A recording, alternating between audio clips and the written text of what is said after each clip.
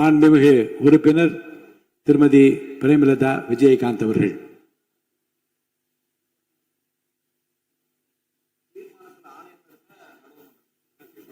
இந்த விளக்கு இப்போ வந்து விளக்கு உட்காருங்க, உட்காருங்க, தயவுசெய்து உட்காருங்க, தயவுசெய்து திரும்ப திரும்ப அதை பத்தி பேசாதீங்க. இல்ல இது பாருங்க, நீங்க தயவுசெய்து உட்காருங்க.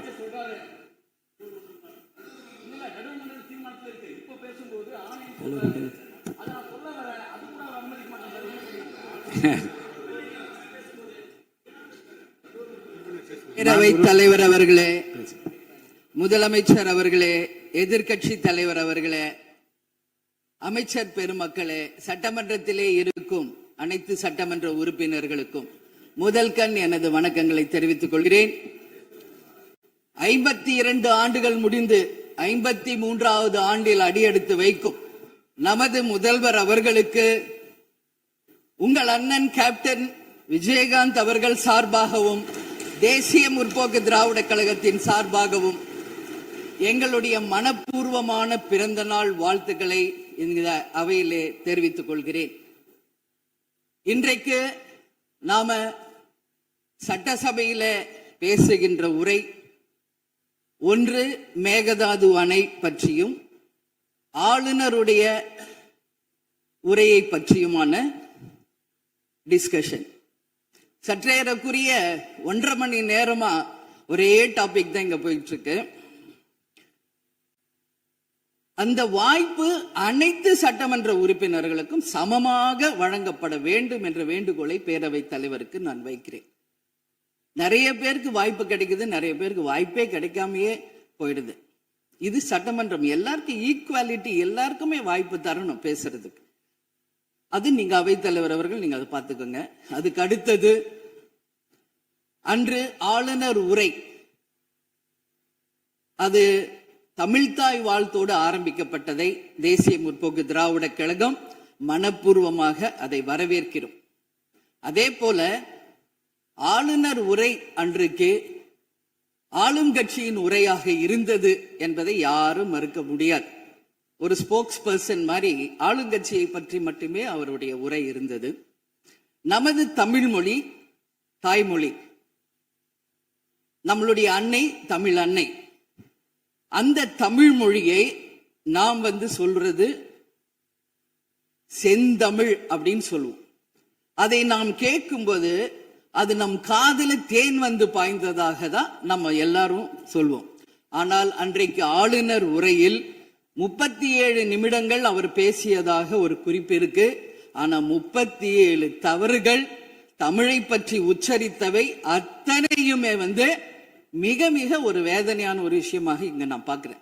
நம்மளுடைய தலைவர்கள், அறிஞர் அண்ணாவாகட்டும், கலைஞராகட்டும், ஐயா காமராஜர் ஆகட்டும், அனைத்து பெருந்தலைவர்கள், அதே போல வேலு நாச்சியார், இது போன்ற அவர் ஒவ்வொரு பேரை சொல்லும் பொழுதும் முற்றிலுமாக அவருடைய உரையில அத்தனை பிழைகள் அன்றைக்கு இருந்தது. உறுப்பினர்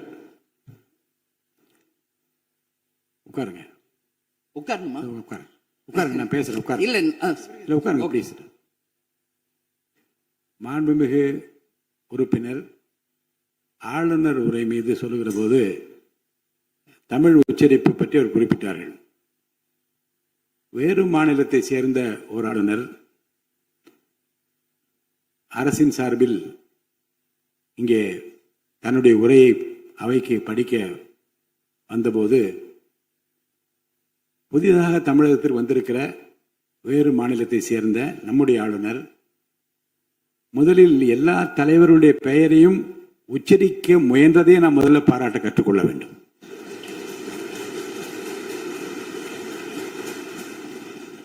இன்னொன்று, எல்லா பெயர்களையும் விடாமல் படிக்க வேண்டும் என்று அவர் காட்டிய ஆர்வத்தை நீங்கள் பாராட்ட வேண்டும்.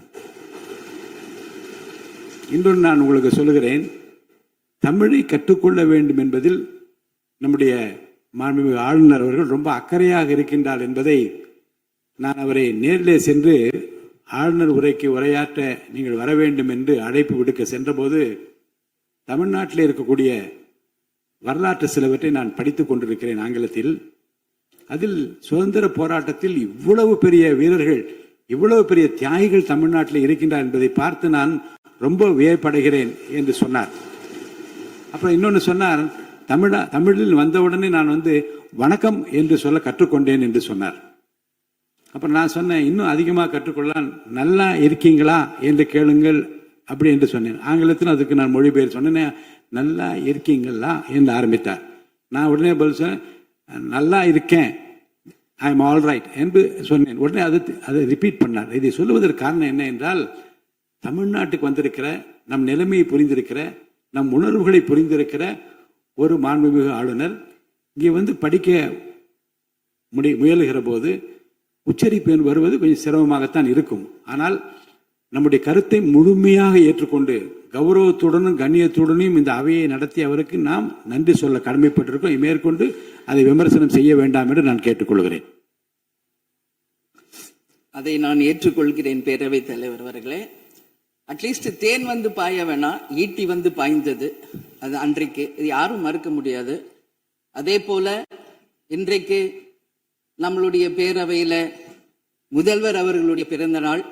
முதல்வருக்கு ஒரு கோரிக்கை வைக்கிறேன். இங்கு நான் சட்டமன்றத்திற்கு வந்த நாட்களிலிருந்து அவை பணியாளர்கள் எல்லாருக்கும் இது மாதிரி ஒரு டம்ளர்ல ஒவ்வொரு இடமா போய் தண்ணி கொடுத்துக்கிட்டு இருக்காங்க. இன்னைக்கு நம்ம ரொம்ப அட்வான்ஸ்டா போயிட்டு இருக்கோம். இன்னும் ஸ்டில் அந்த ஓல்டு மாதிரி போயிட்டு இருக்கு. இல்ல ஒரே ஒரு விஷயம், மாண்பு உறுப்பினர் இந்த தேன் பாய்ந்து அந்த வார்த்தை அவைக்குள்ள நீக்கப்படுகிறது, அதை எடுத்துருங்க. அடுத்ததுங்க, இது மாதிரி கொடுக்கறது ஒன்லி கிளீன்லினஸ் ஒண்ணு. அவை பணியாளர்களுக்கு நிறைய வேலை இருக்கு. ஒவ்வொரு டேபிளா அவங்க தவழ்ந்து கொடுக்கறது நமக்கே பார்க்கறதுக்கு ஒரு மாதிரி இருக்கு. ஸோ சிஎம்க்கு ஒரு ரெக்வெஸ்ட், பெட் பாட்டில்ஸ்ல ஒவ்வொரு டேபிள்லயுமே பாட்டில்ஸ் நீங்க குடி தண்ணீர் வச்சிடலாம். குடிச்சிட்டு அவங்கவுங்க இடத்துல அவங்கவுங்க வச்சிட போறாங்க. இதனால கவர்மெண்ட்டுக்கு எக்ஸ்ட்ரா செலவும் ஒன்றும் வரப்போறது இல்லை. அவங்கவுங்க இடத்துல வச்சிடலாம் அப்படின்ற என் கருத்தை நான் சொல்றேன். ஏன்னா இது டம்ளர்ல கொடுக்கறதும் அது மறுபடியும் கேட்கறதும் அவங்க வருவதும் அவங்களுக்கு நிறைய பணிகள். அது பதில் ஒவ்வொரு சீட்ல ஒரு பெட் பாட்டில்ஸ் மாதிரி கண்ணாடி பாட்டில்ல வாட்டர் வச்சுட்டா அவங்கவுங்களுக்கு தேவைக்கு எடுத்துட்டு கொடுத்துடலாம். ஸோ இது பிறந்த நாள்ல முதலமைச்சருக்கு ஒரு கோரிக்கை வைக்கிறேன். அதுக்கு நாம நெகிழியில வேண்டாம், பிளாஸ்டிக் பாட்டில்ஸ் நம்ம அலோவ் பண்ண வேண்டாம், கண்ணாடி பாட்டில்ல நம்ம வைக்கலாம். உறுப்பினர்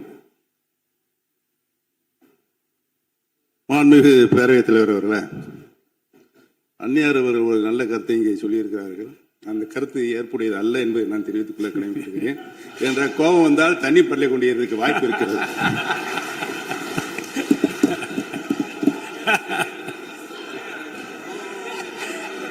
உறுப்பினர் பேசலாம். இப்போ தண்ணி பாட்டில் தான் வீசணும்னு கிடையாது, டம்ளர்ல கூட வீசி அடிக்கலாம். உறுப்பினர் ஒரு நிமிஷம். தலைவர் அவர்களே, நம்முடைய மாண்புமிகு முன்னாள் முதலமைச்சர் அண்ணன் ஓபிஎஸ் அவர்கள் ஒரு நிகழ்வை குறிப்பிட்டு அதை எரிவதற்கான தண்ணி பாட்டிலை எரிவதற்கான வாய்ப்பு இருக்கிறது என்று சொன்னார்கள். ஒருவேளை அவருடைய தனிப்பட்ட அனுபவத்தின் காரணமாக அதை அவர்கள் இங்கே குறிப்பிடுறாரா என்பதை நான் அறிய விரும்புகிறேன். மாண்புமிகு உறுப்பினர், ஏன்னா காலையில இருந்து ரொம்ப காரசாரமாவே போயிட்டு இருந்துச்சு. அதனால ஒரு ஹாப்பியா நம்மளுடைய முதல்வர் பிறந்த நாள்ல எல்லாரும் சந்தோஷமா இன்னைக்கு நம்ம அவையை செய்வோம். சோ பாட்டில் தான் வீசணும்ன்றது இல்ல, வன்முறைக்கு வேண்டும் என்றால் இங்க எவ்வளவோ இருக்கு, எது வேணாலும் வீசலாம். பட் நம்ம எண்ணம் அது கிடையாது. நிச்சயமாக தண்ணீர் என்றாலே பிரச்சனை தான் போல இருக்கு. அது காவேரி தண்ணீரா இருந்தாலும் டாஸ்மாக் தண்ணீரா இருந்தாலும் அது ஒரு பிரச்சனையா தான் இன்னைக்கு மக்கள்கிட்ட இருக்கு. உறுதியாக காவேரியிலும் சரி மேகதாதுலும் தமிழ்நாடு சட்டமன்ற உறுப்பினர் மட்டும் இல்ல, யாரும் அதற்காக விட்டு கொடுக்க போவதில்லை என்பது உறுதி. இன்னைக்கு நம்ம முதல்வர் அவரும் புதிதாக முதல்வராக இருக்கிறார். கர்நாடகா முதல்வரும் முதல் முறை முதல்வராக வந்திருக்கிறார். கேரள முதல்வரும் முதல் முறை முதல்வராக வந்திருக்கிறார்கள். சோ 3 முதலமைச்சர்களும் ஒன்று நட்பு ரீதியாக பேசி இந்த பிரச்சனைக்கு தீர்வு காணலாம். அப்படி இல்லை என்றால் அவங்க சொல்றது கேட்கலன்னா பக்காவா நம்ம சட்ட ரீதியாக ரொம்ப ரொம்ப பழமையான ஒரு விஷயத்தை அன்னைக்கு நான் சொன்ன மாதிரி பேசிக்கிட்டே தான் இருக்கிறோம். இது முழுமையாக தீர்வடைய வேண்டும்ன்றதா எல்லாருடைய கருத்து. இன்னைக்கு நம்மளுக்குள்ள வாதங்கள் பிரதிவாதங்கள் டிஸ்கஷன்ஸ் இங்கு வந்தாலும் இது நிரந்தரமாக தீர்க்கப்பட வேண்டும் என்பதில் யாருக்கும் மாற்று கருத்து இல்லை. இப்ப 2026 இருக்கும், 3026 வரைக்கும் இது கண்டினியூ ஆகக்கூடாது, இன்னொரு 100 ஆண்டு காலத்திற்கு என்பதுதான் எல்லோருடைய எண்ணம். சோ அது நடக்கணும். அது மட்டும் கிடையாது, இன்றைக்கு நேற்று நடந்த ஒரு விஷயம் தமிழ்நாட்டில். நேற்று நான் நேரடியாக சென்று பாதிக்கப்பட்டவங்களை பார்த்தேன். Yesterday was a black day for Tamil Nadu. Sunday black சண்டேவாக நேற்று இருந்தது. இதுவரைக்கும் தமிழகம் காணாத ஒரு பேர் விபத்து அது. இன்னைக்கு பேரிடர் எவ்வளோ பிரச்சனைகள் இருந்தாலும் ஒரு அமோனியா தாக்குதல்ல இத்தனை பேர் பாதித்தது தமிழக வரலாற்றில் முதல் முறை. அனைவரும் வடநாட்டை சேர்ந்த பெண்கள், 20 வயசுல இருந்து 25 வயசுக்குள்ள இருக்கிற இளம் பெண்கள்.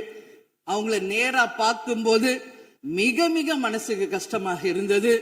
என்ன ஃபேஸ்ல பாக்குறோம், உதடு, காது, மூக்கு எல்லாம் ப்ளீட் ஆயிட்டே இருக்கு.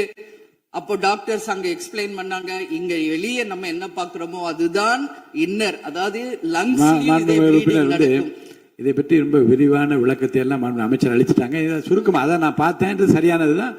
நீங்க மேற்கொண்டு அதை பற்றி பேச ஆளுநர் உரைக்கு நன்றி தெரிவிக்கிற கருத்துக்கு வந்திருக்கீங்க நீங்க. கண்டிப்பா. அதனால நான் நினைச்சேன் இன்னைக்கு ஒரு நிமிஷம் அவங்களுக்காக நம்ம மௌன அஞ்சலி செலுத்துவோம் என்று நான் எதிர்பார்த்தேன். இருந்தாலும் பரவாயில்லை. சோ அவங்களுக்கு நான் நேத்தே சொன்னபடி முதலமைச்சர் அவர்கள் 2 லட்சம் ரூபாய் கொடுத்திருக்கார். உடனே அமைச்சர்கள் போய் பார்த்தாங்க. அதெல்லாம் பாராட்டுக்குரிய விஷயம். ஆனாலும் ஏழ்மை குடும்பத்திலிருந்து வந்திருக்காங்க. சோ கன்சிடர் பண்ணணும்னு சொல்லி நான் கேட்டுக்கிறேன். உரிய சிகிச்சை தரப்படுகிறது. அவங்க பிழைப்பது நிச்சயம் கடவுள் கையில இருக்கிறது. சோ எல்லாரும் அவங்களுக்காக ப்ரே பண்ணுவோம் சொல்லி இந்த நேரத்தில் நான் கேட்டுக்கொள்கிறேன். ஒரு பெண்ணா அந்த பெண்களை பார்க்கும்போது என்னால் அதை ஏற்றுக்கொள்ள முடியலை. அதனாலதான் சபையில் அதை நான் பேசுகிறேன்.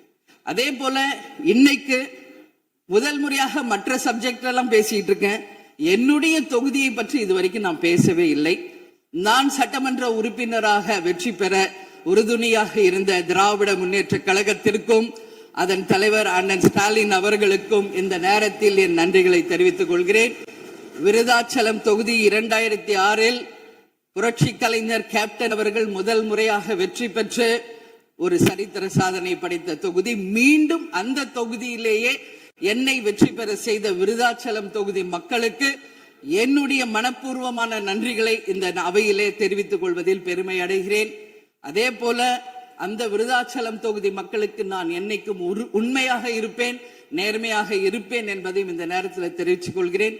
அவைத்தலைவர் அவர்களே, இதுல விருதாச்சலம் தொகுதிக்கு தேவையான அத்தனை விஷயங்களும் நான் எழுதியிருக்கேன். அவை நேரத்தை நான் அதிகம் ஏற்றுக்கொள்ள எல்லாருக்கும் வாய்ப்பு தரணும் அப்படின்றதுனால ஒரு 3 பாயிண்ட் மட்டும் சொல்றேன். முடிந்த பிறகு இதை உங்க நேரடியா உங்க கையில் நான் தருகிறேன். அதை நீங்கள் எடுத்து தீர்மானமாக நிறைவேற்றி அதை நிறைவேற்றி தரணும்னு சொல்லி கேட்டுக்கிறேன். விருதாச்சலம் ஒரு மாவட்டமாக அறிவிக்கப்பட வேண்டும் என்று ஒரு நீண்ட நெடிய கோரிக்கை பல ஆண்டுகளாக இருக்கிறது. அதுதான் அங்கு எல்லா மக்களினுடைய விருப்பம். அதை நீங்கள் முதல்வர் அவர்களும் அவைத்தலைவர் அவர்களும் கவனத்தில் கொண்டு விருதாச்சலத்தை ஒரு தனி மாவட்டமாக அறிவிக்க வேண்டும் என்பதை இந்த நேரத்தில் நான் சொல்கிறேன். அதே போல பீங்கான் தொழிற்சாலை மற்றும் கல்லூரி தமிழ்நாட்டில் வேறு எங்குமே கிடையாது. அது விருதாச்சலத்துல மட்டும்தான் இருக்கு. கவர்மெண்டோடைய அந்த ஃபேக்டரியும் சரி, ஒரு காலேஜும், பட் ரொம்ப ரொம்ப ஒரு நலிவுற்ற நிலையில் இருக்கிறது. சோ அதை நீங்க கட்டாயமாக மிகப்பெரிய அளவுல டெவலப் பண்ணி அதன் மூலம் வேலை வாய்ப்பையும் அதே நேரத்தில் எக்ஸ்போர்ட் பண்றதுக்கும் கட்டாயம் அரசு நிச்சயம் எங்களுக்கு ஒத்துழைக்க வேண்டும் என்பதை கேட்டுக்கொள்கிறேன். விவசாயம் நிறைந்த பகுதி, அங்கு குடிதண்ணீர்ல மாசு இருக்கிறதுனால நிறைய மக்களுக்கு கிட்னி பாதிக்கின்ற ஒரு நிலைமை இருக்கு. சோ அங்க கூட்டு குடிநீர் திட்டத்தை கொண்டு வர வேண்டும். மரவள்ளி கிழங்கு, மக்காச்சோளம், நெல், கரும்பு இவைதான் அங்கு அதிகமாக விளைகிறது. சோ விவசாயிகளுக்கு முழு கடன் தள்ளுபடி செய்து விவசாயிகளுக்கு எல்லா விதத்திலும் இந்த அரசு உறுதுணையாக இருக்கணும் சொல்லி நான் கேட்டுக்கிறேன். அதே போல டெல்டா பிரச்சனை மட்டும் கிடையாது, இது தமிழ்நாடு பிரச்சனை. நம்மளுடைய நீர் ஆதாரம் எல்லாருக்கும் கிடைக்க வேண்டும் என்றும் கூறி இது அவை முடிந்தவுடன் இதை உங்களிடம் சமர்ப்பிப்பேன். இதை நீங்கள் ஏற்று இதை கட்டாயம் நிறைவேற்றி தர வேண்டும் தொகுதிக்காக என்று கேட்டுக்கொண்டு, எல்லாருக்குமே இந்த நேரத்துல இந்த அவையில் பேச வாய்ப்பு கொடுத்த அவைத்தலைவர் அவர்களுக்கும் இன்று பிறந்தநாள் காணும் முதல்வர் அவர்களுக்கும் என் நன்றிகளை தெரிவித்துக் கொண்டு அமர்கிறேன். நன்றி, வணக்கம்.